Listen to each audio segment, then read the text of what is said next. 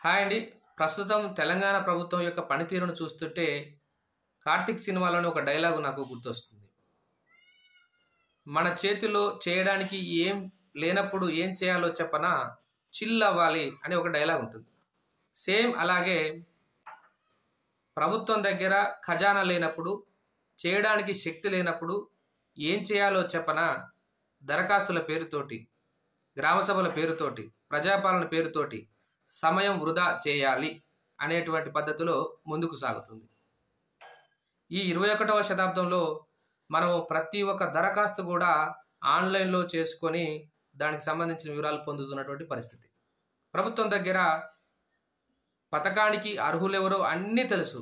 కేవలము కాలయాపన చేయడం కోసం మాత్రమే ఈ ప్రజాపాలన, ఆ తర్వాత ఇంటింటి సర్వే, ఆ తర్వాత ఇప్పుడు గ్రామ సభ.